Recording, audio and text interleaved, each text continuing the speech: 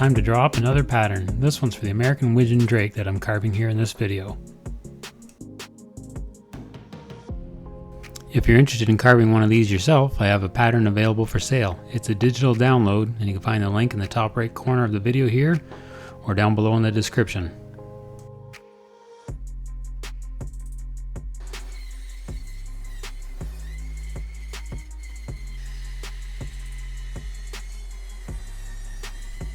I'm using tupelo wood for this carving, and normally it's very soft and easy to carve, but this piece is hard as a rock. It's going to be a tough one to carve.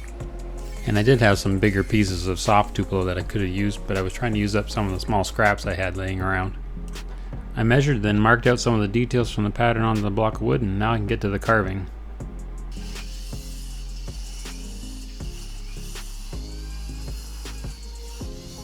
It's definitely a hard piece. I'm just glad I'm not carving a full-size goose or a bald eagle. As usual, I start carving with a bull-nosed saber-toothed carving burr. It really removes the wood quickly. This burr will definitely eat some flesh, so I gotta keep control of it and my fingers out of the way. Now on to the smaller carving bits. I use a combination of carbide steel cutters and diamond grit burrs.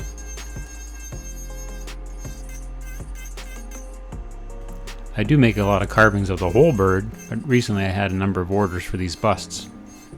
They're a fun project to do and don't require as much time commitment. I'm still only roughing out the head at this stage, but it's starting to get some attitude in the eyes. Now I switch over to the chest section, put on my center line and add a few of the details from the pattern, and then I'll get this roughed out as well before I go any further on the head.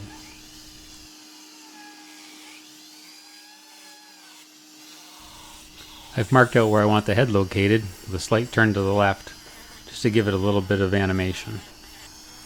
If the head was just put on straight, it would be kind of boring.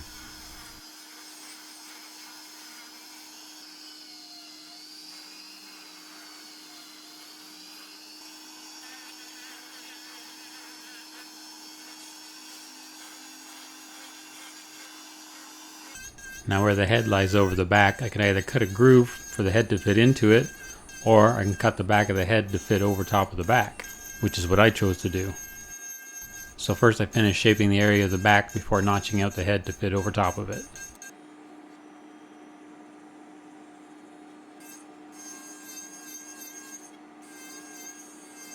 A couple of test fits and I'll have it fitting just right.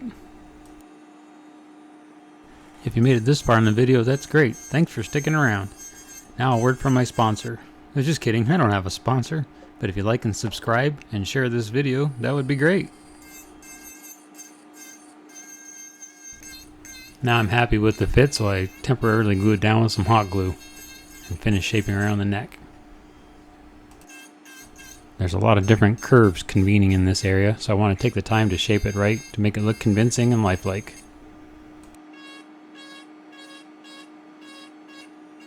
On to the bill. Any imbalance from side to side is really noticeable here, so I take the time to draw on a center line and make sure things are even both sides. I want the bill to look leathery, fleshy, and smooth with maybe a few wrinkles.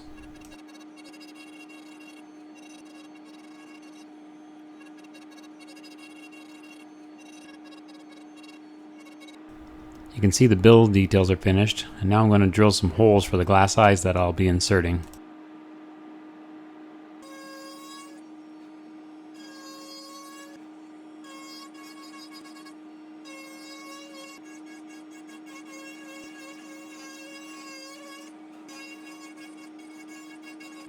There, now I think the holes look even, and I can do a little sanding and then insert the glass eyes.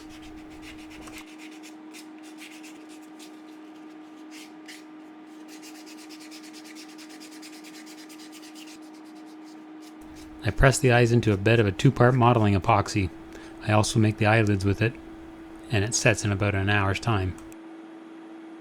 There are some links in my description below for some of the products I use and tools, including this Avis epoxy putty. It's pretty handy stuff. Using a sharp implement, like a burning pen or a toothpick, I will shape the eyes. With the carving done and the eyes inserted, it's time to glue this head down permanently with some 5-minute epoxy. I let the excess squeeze out and harden, and then I go back again and carve this off.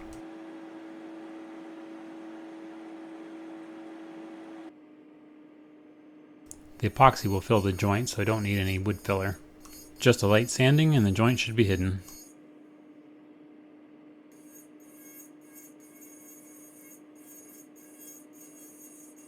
Whoa, I missed a step. Before brushing on this gesso primer, I applied 2 coats of lacquer to seal the wood.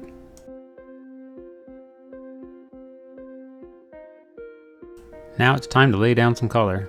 I use acrylic paints, and I'll put these first base coats down with an airbrush.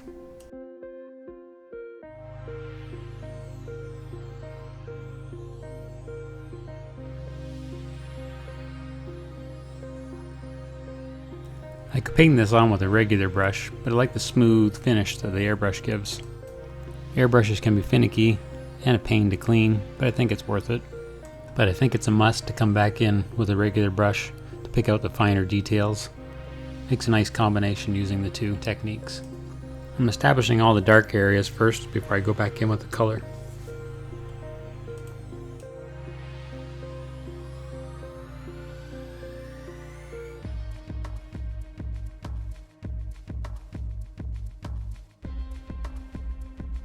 With the main body color established, now I move on to doing the iridescence on the head. It's always a favorite stage of the painting because it has such a dramatic effect.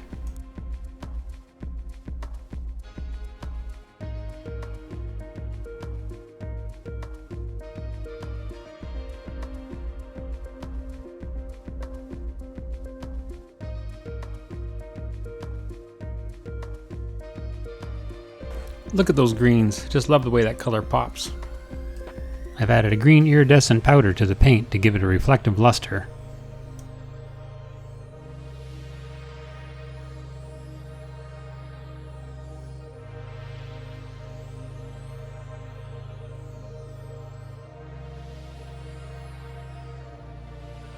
With these spots on the cheek, if I painted them all one dark color, it wouldn't look right, so I have to make sure there's a variation in the color value.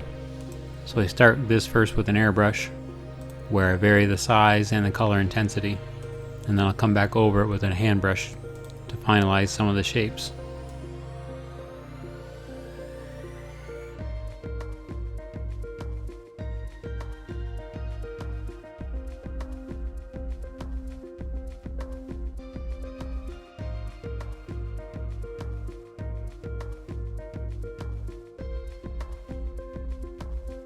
As I'm building up the spots, I'm also adding little split details here and there just to add to the realism.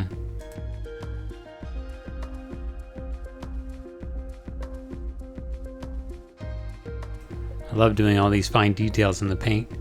It's hard to know when to stop, but eventually I gotta call it quits. Otherwise I just keep on painting, because you can just keep applying endless details.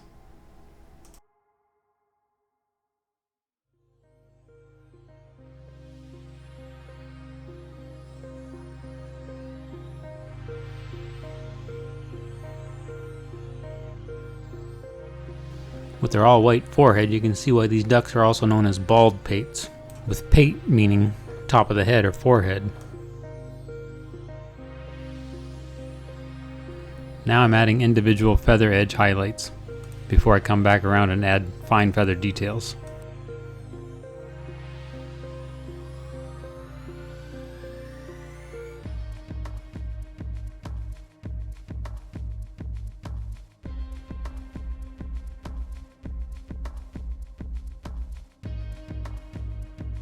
One of the final details that I add is the vermiculation, which is all those squiggly little lines on the feathers. I usually do this in 2 or 3 passes, starting with a lighter color first and then going back over it again with a darker color.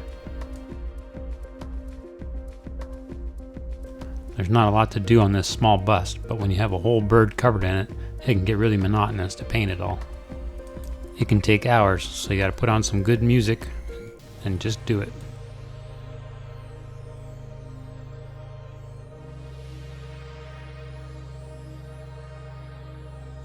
Just putting down a few little details before I clean off the eye and varnish the bill, And I call this one done.